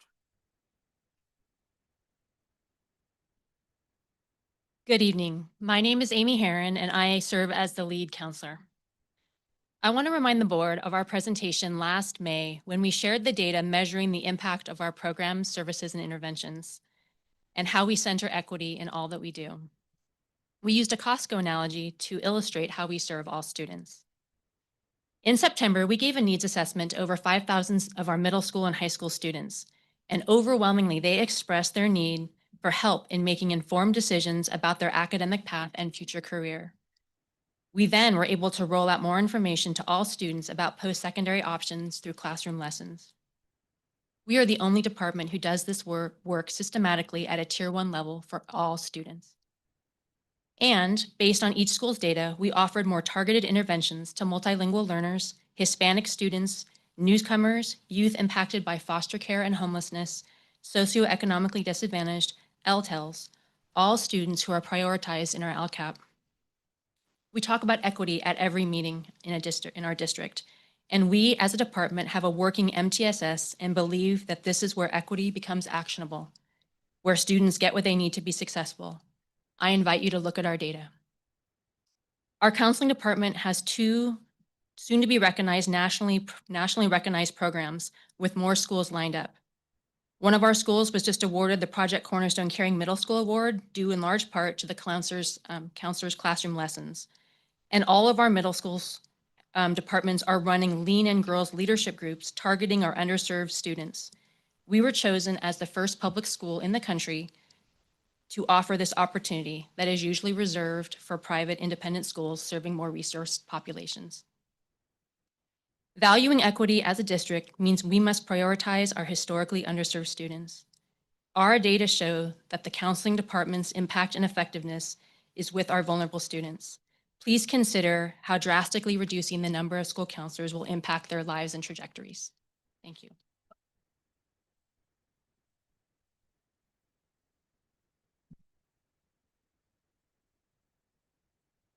Hi, everyone. Good evening. My name is Krista Woodward. I'm a teacher at Wilson Alternative Ed, and I want to talk about two things that are related to each other. One is that I'm on the team, the equity convening team for our district. We hosted an equity convening in the fall. Some of you were present. And we haven't had an opportunity yet to share the results, the responses and recommendations that students and adults who attended actually shared with us. We wanted to give it to cabinet, but we just haven't had the opportunity to get in front of them. I plan to email it to the board so that you have a chance to read all the responses, as well as Dr. Wright. I want to give you just a couple of things. We went through all the responses, and what we had asked was, what do you need? What is the lowest hanging fruit that we can actually maybe attain, like actually reach and get taken care of maybe even this year? And a lot of students responded. We found that most of the responses fell under the domains that were in the equity framework: structural change, whole child, whole community, and teaching and learning. But the biggest one was student voice and student support. Okay. I was planning on reading a bunch of them out to you. I'm going to send an email and so you can read every single one, because I want to get to the next part. Student voice and student support. Student voice is students, and I actually heard a lot of what they had said echoed in Dr. Wright's 100-day listening session presentation that he did. I was nodding my head. I thought, wow, all of the things, so many things I heard from these kids and adults at that equity committee meeting, he heard too in other spaces as well as at that event. Thank you for attending. Problem is, a lot of the things that were listed, I'm hearing, it sounds like some of those positions are going to be cut that are actually supporting the things that the kids actually are asking more from. That's all I can say. I'm going to send an email with all the details. That was a really light overview.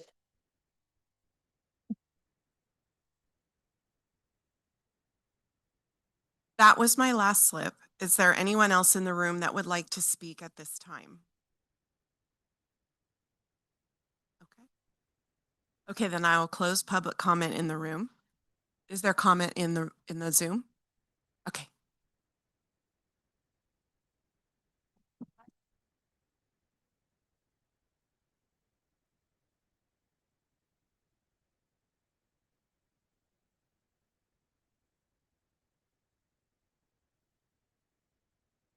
Thank you. We have one member with their hand currently raised on the Zoom.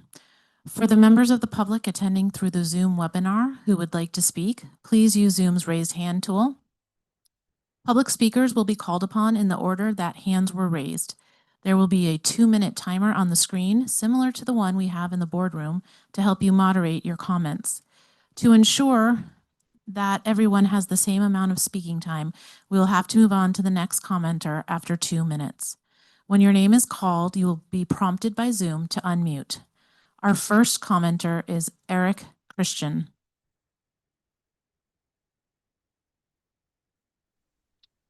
Eric, you should be able to talk. Good evening. Can you hear me? Yes, thank you. Thank you. My name is Eric Christian. I'm the Executive Director of the Coalition for Fair Employment and Construction, formed 27 years ago to oppose discriminatory project labor agreements. We tried to warn you what one would do on your pilot project, and now that the bids are in, once again, sadly, we've been proven right. This was predictable. This is what happens when you put a discriminatory agreement in front of contractors, 90% of whom in the state of California happen to be union free. There's a lot of talk and mention of equity over and over again at this board meeting, yet when it comes to actual putting it into practice, it's almost like there's a level of lack of self-awareness amongst the board. PLAs are just blatant discrimination, and you saw the results now in your first pilot project. 15 total bid packages. Sir, I apologize for interrupting you in the middle of your statement, but this, I believe, is for an agendized item I-7, and this is unagendized. This is time for comments on unagendized. So consent calendar, so consent calendar items will have their own separate time? Yes. So, okay, sorry about that. That's okay. Thank you very much. We'll look forward to hearing from you a little later in the evening. That is the last person in the Zoom. Thank you. Thank you. Okay, so we will close unagendized comment. This was for Dr. Knavel's item. It was handed to me after we finished, so I'm going to go back to Ms. Keough. Thank you to everyone who commented. Appreciate it. Thank you very much. Dorothy Keough, if you'd like to come up and make your comment with regard to item F2, the update on student achievement.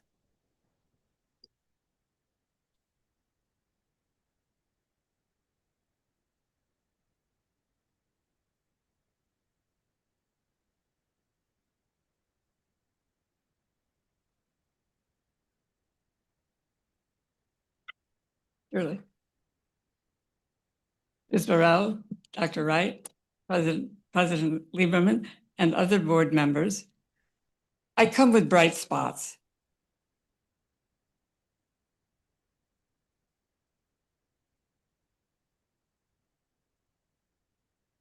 I'm coming to talk about a bright spot, or several bright spots, that we heard about from Dr. Knavel tonight. Very specifically, she said that a great deal of the training is opt-in. And that's thank you very much to Margie, who's willing to support opt-in training, because the most important training in the judgment of people who are with the Santa Clara Science of Reading Coalition is what individual teachers want to do on their own initiative to get better educated. And in the whole way in which the state has made a faster timetable for bringing in the new required curriculums is a year faster. And it's so good that teachers can choose whether they want to go to math or special education ideas or reading. And so this opt-in of being offered. And then there are grants that Mark Shield probably knows about and has eyes on. I'm referring now to the bill that passed in April, which extended the money that comes for even principals to be educated in what they need to do to support TK and kindergarten. Because again, going back to Dr. Knavel, when you're working with the youngest children, you're making success early. So congratulations that you've got a good staff and you're moving forward to outcomes. And as far as what Mr. Rademan has asked for, one of the possibilities is that because of all the work that Brad Stam has done, there are at the school level enthusiasm feedback from the kids. And that could be looked at also at the end of this year compared to last year. Thank you. Okay, we'll move now to consent items for human resources. Get a motion to approve. So move to approve. Second. Okay, we have a motion and a second. Trustee Canova. Trustee Fairchild. Yes. Trustee Muirhead. Yes. Trustee Rotterman. Yes. Trustee Ryan. Yes. Trustee Watanabe. Yes. And I vote yes, that passes 7-0. Consent items I1 through I9. Wait, no, I11. Do we need to poll one for the? Yeah, I was gonna Yes. ask that same thing. to poll. We can pull I7 for the speaker to have a comment. So I1 through 6 and 8 through 11. Motion to approve, Rotterman. Second, Muirhead. Student trustee Suresh. Yes. Trustee Canova. Yes. Trustee Fairchild. Yes. Trustee Muirhead. Yes. Trustee Rotterman. Yes. Trustee Ryan. Yes. Trustee Watanabe. Yes. And I vote yes, that passes 7-0. I7. We can have the commenter comment on I7.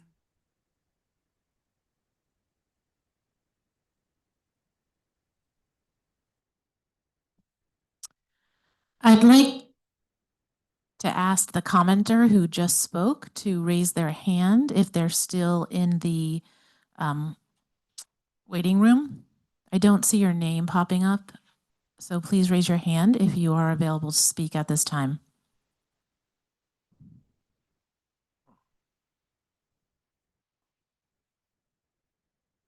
You did leave a comment that's in the spreadsheet, the public comment spreadsheet, so you can read it there.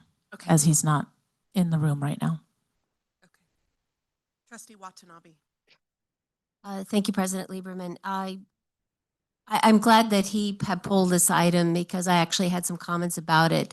Reading the staff report and what brought this about, I have some concerns as well. And that has to do with the fact that, you know, there have been several bids put out and no response. And my concern is that these projects are going to be delayed as a result. And then that is going to impact costs, and just the district's ability to be able to just achieve its goals.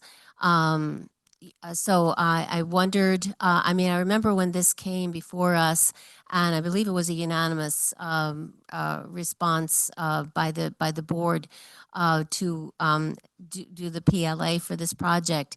But seeing now that there have been two bids put out, and there's a delay that it could potentially, I mean, have a big impact on the school district.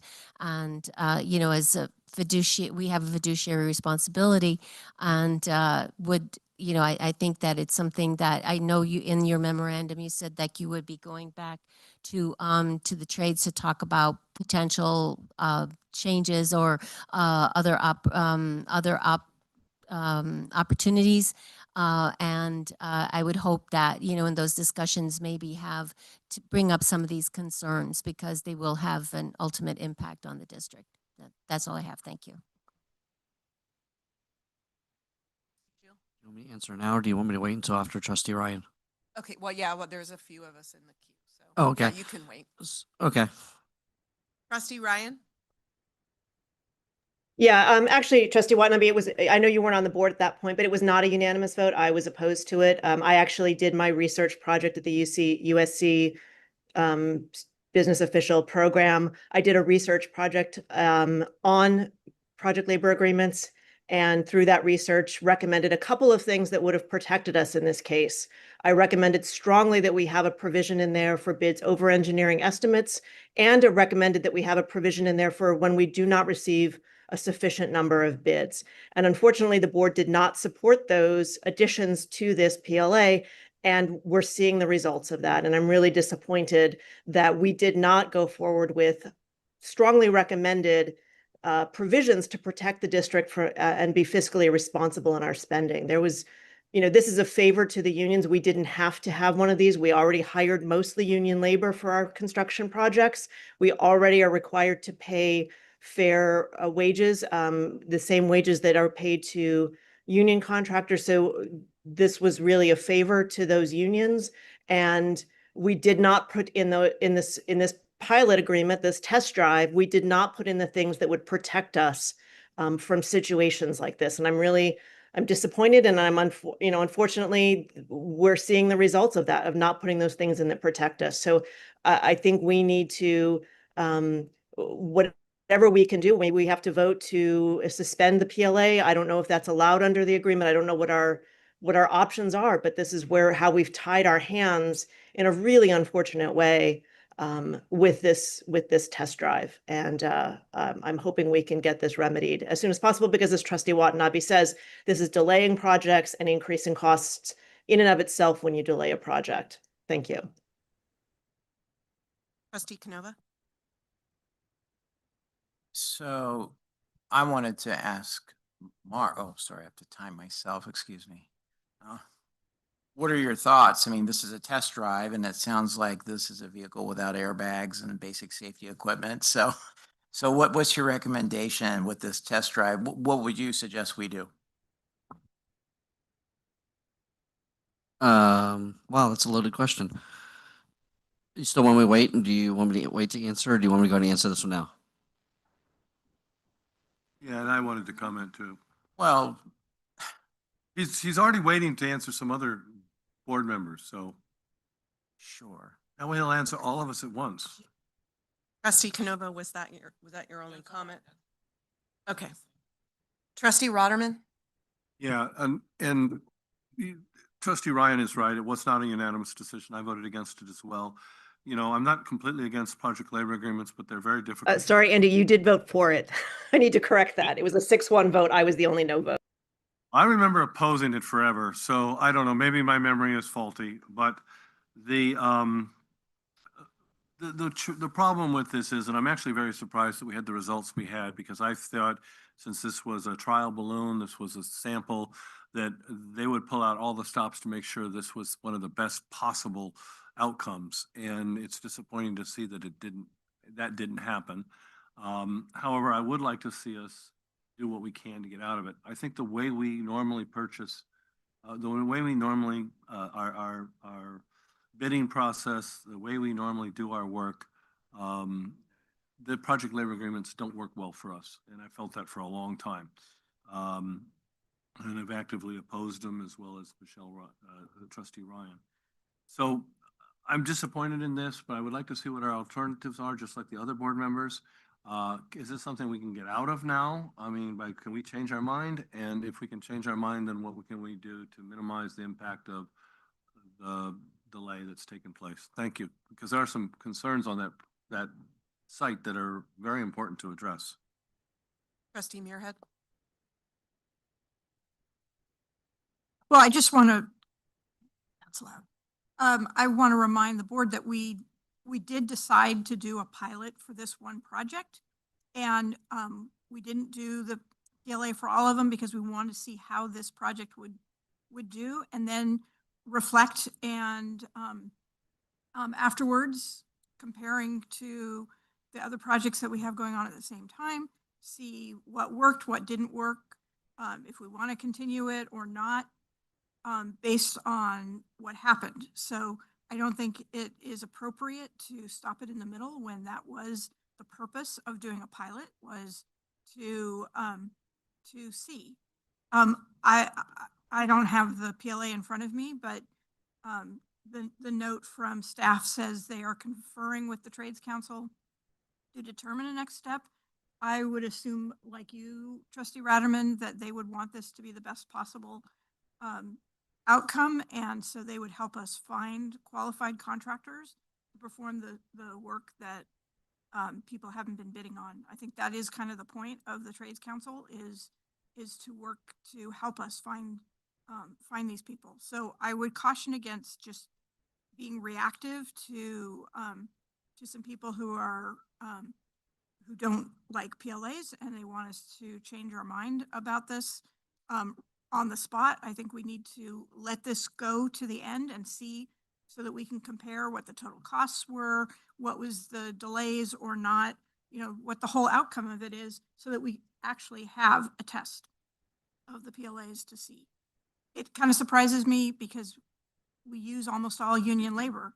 So if we were using union labor before and now we're not getting a bid, I think there's something else going on. I don't think it's just because of the PLA. Mr. Shield? That's it? Are we sure?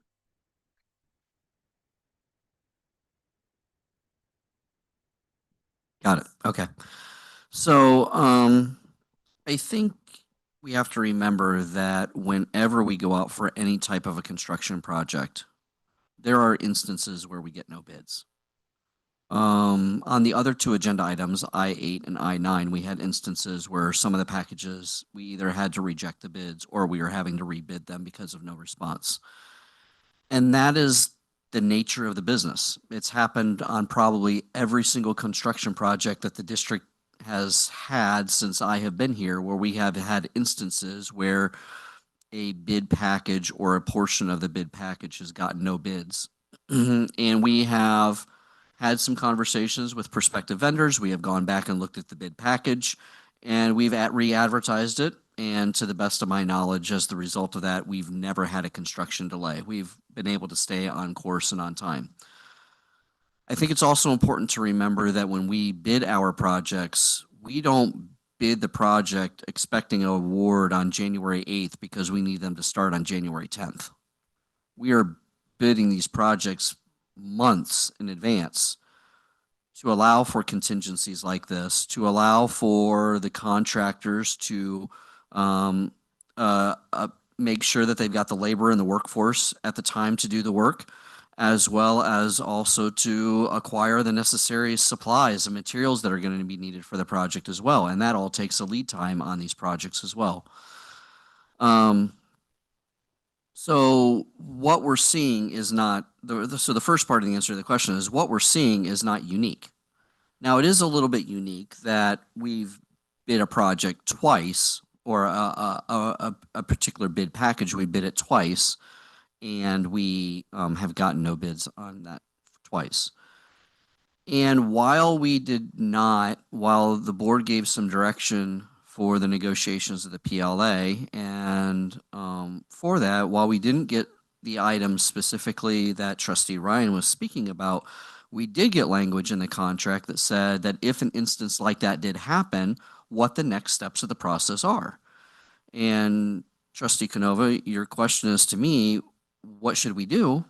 The question is follow the contract and follow the next step of the contract, which is start having a conversation with the Building and Trades Council. And through those conversations and the negotiations, there is a provision and an allowance in there where they say, hey, one of the potential outcomes could be you've bid this twice, good faith effort, and you didn't get any bids. We agree, go ahead and rebid it outside and take the PLA provision off of it on this. There's an opportunity through that collaboration process for us to work with the trade councils and to work that next step. And that is the next step of the process according to our agreement. I would not sit here today and recommend that we stop the PLA. We haven't, that's not good for the pilot. And two, we need to follow the contract. And we collaboratively negotiated that with the Building and Trades Council, and we need to follow through with that to the end. So that would be my long-winded response to what I think the next step of the recommendation is. I did talk to Mr. Adams earlier today. That is his next step in the process, is to meet with the Building Trades Council.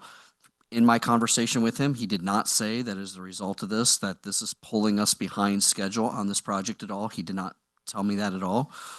And so I think what we need to do is really take the next step, have him meeting with the Building and Trades Council, and I can provide an update to Dr. Wright and all of you as appropriately in regards to our next steps. And if for some reason we aren't able to come to an acceptable resolution, then we may come back to the board and have another conversation.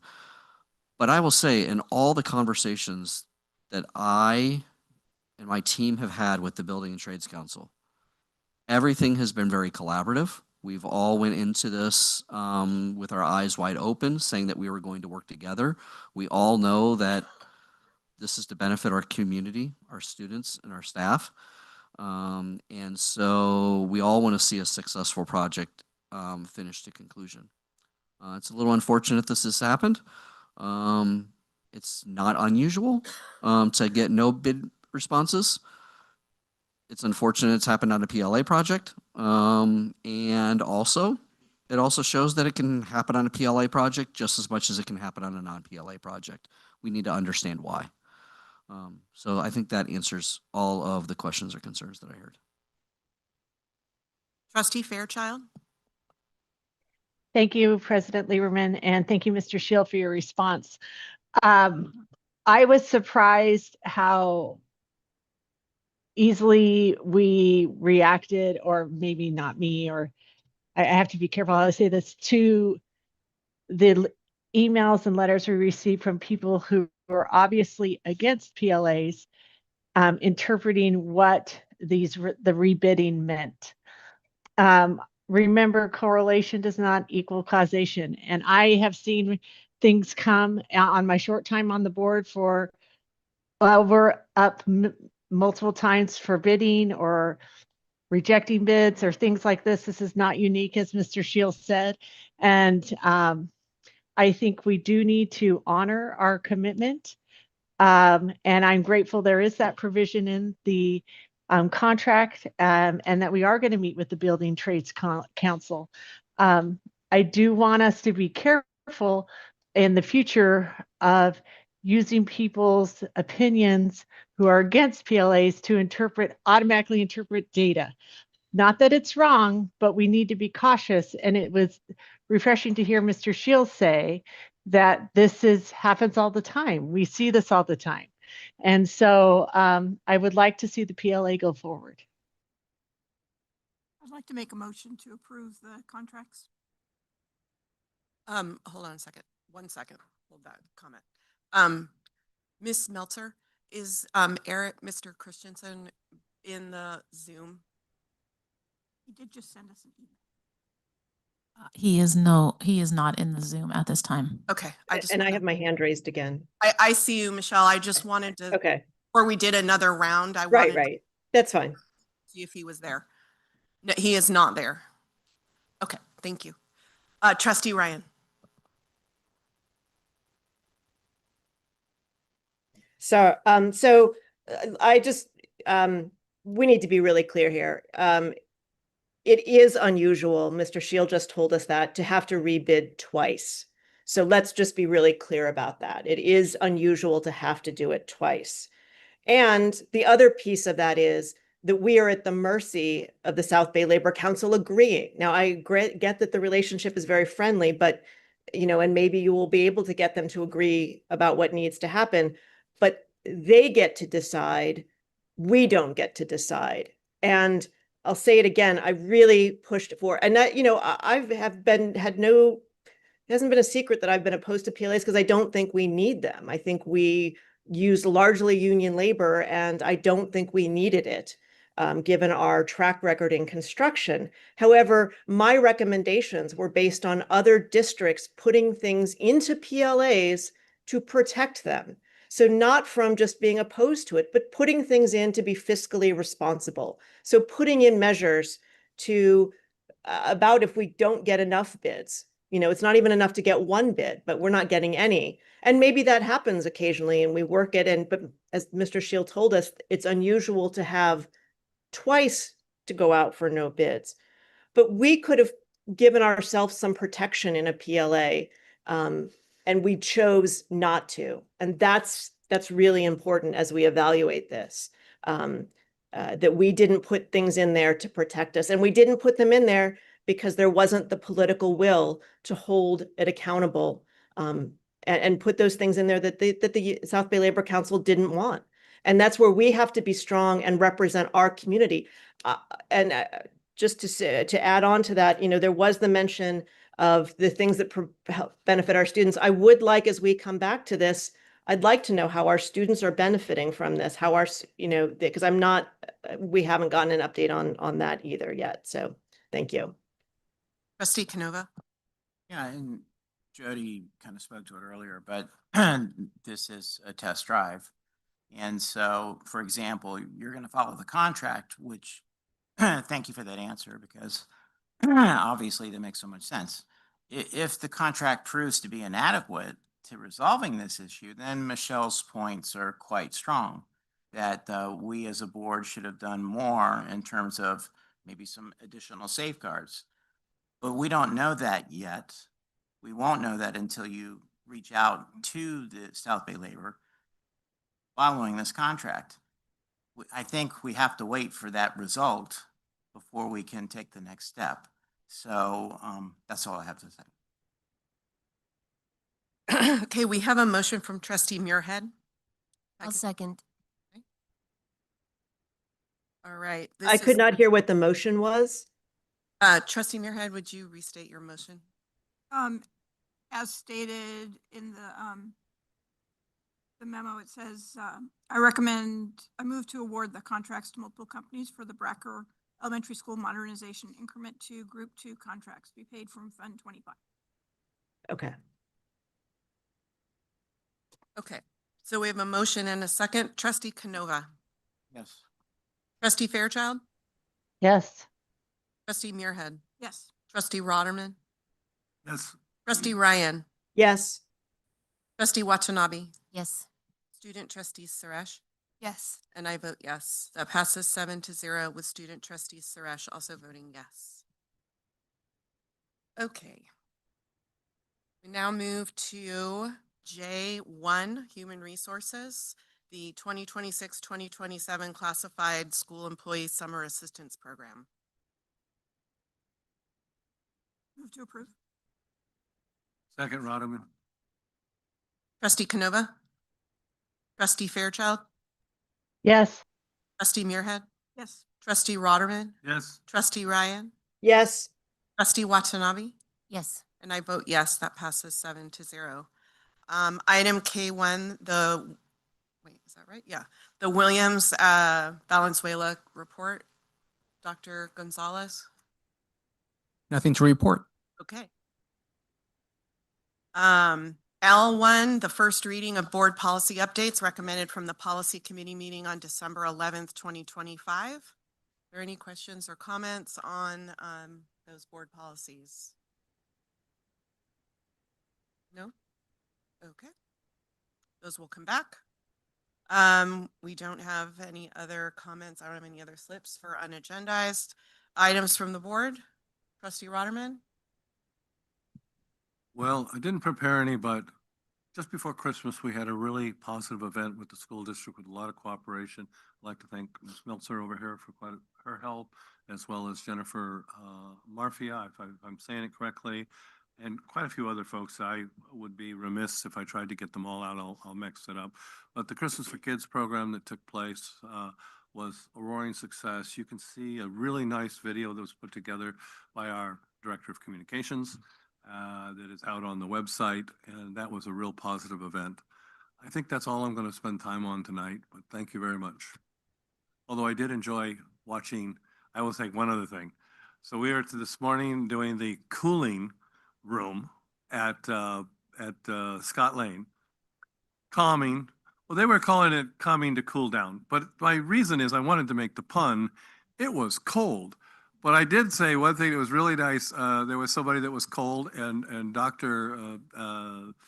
Wright took off his jacket and put it and offered it to the other person, which I thought was a really nice gesture. So I thought I'd just mention that. That's it. Student Trustee Suresh, do you have anything to report?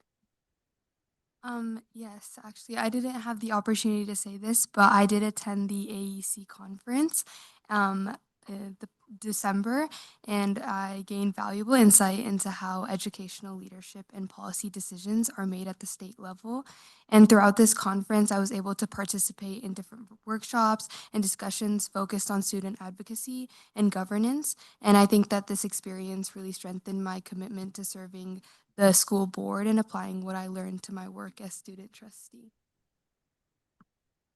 Thank you. Trustee Muirhead? Do you remember, did we do a report in December? I have my notes from December. Okay, so I just want to say that I'm glad that you were able to go to AEC. Many of us did. And during my time with the Delegate Assembly, which is the members from around the state elected to give guidance to the statewide organization, I'm a member of that. And there was a lot of discussion about achievement and the focus this year. One of the big focuses of CSBA is going to be towards getting the state to recognize that they have a factor in achievement.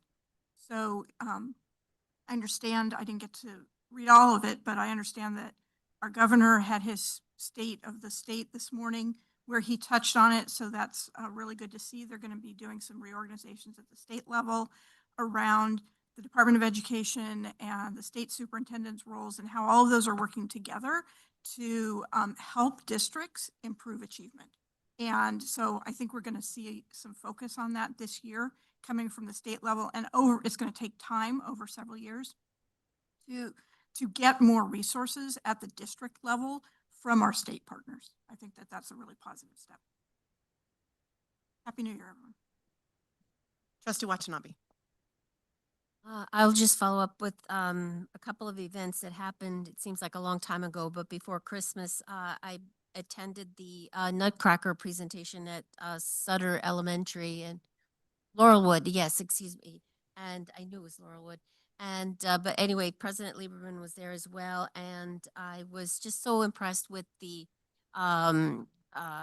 collaboration, not just with the students but the parents. It was and the staff and the principal made a wonderful cotton candy sheep. It was just a really enjoyable presentation. And then I also attended the Ugly Sweater PTA event at China Sticks. That was a lot of fun as well. Very, very well attended, I have to say. And I will, let me see, there was a third, oh yes. So there, I just wanted to add, without giving too many details, but Montague Elementary had will have 2 new students starting on Monday. And I'm really excited for these 2 young sisters that are going to be attending there, and their parents who have brought these 2 sisters to this country. And they visited the school today and they're so excited, and they met with obviously the principal, and just looking forward to hearing how they progress in their new school and making new friends. So that's all. Trustee Canova? Yeah, so one of my New Year's resolutions was to allow the board during items from the board to not be timed at our first meeting. And I did that. I didn't time you guys, but I just want you to know that stops at the next meeting. But happy 2026. Trustee Ryan? I will pass. Trustee Fairchild? Thanks, President Lieberman. I've received a lot of questions as to why I'm participating via Zoom, and so I want to address that. Many people know that in February, I was diagnosed with an autoimmune disease, and that also has a subsequent disease that affects my lungs. And I've been very careful. You've seen me masking probably since then, because when you have something that affects your lungs, you don't want to get any other complicating issues. In October, I got a complicating issue that landed me in the hospital for 14 days. I'm out of the hospital and I'm on some medications that make me more immunocompromised. I know this is a lot of information, but I feel like I kind of need to clear the air. And I'm also tethered to oxygen. So that being said, I am currently attending board meetings via Zoom per my doctor's orders. I can attend outdoor things with a mask. I'm living COVID times to protect my lung function, but I can have a limited amount of time because I have to bring oxygen with me to those events. I appreciate all the care and concern I've received. I've appreciate the accommodations and the understanding and the patience as I deal with this. But I just wanted to clear the air regarding this obvious absence from the meetings. I had a very different holiday season. It was very calm and at home, and I thoroughly enjoyed it. So I was a little surprised. But I wish everyone a happy new year, and savor each day and savor your health. Thanks. Okay, the board needs to return to closed session for item B2. So we will do that at this time. And we will return when we're done with that and report out. I don't know how long we'll be there, but if you'd like to hang around, feel free. Thank you.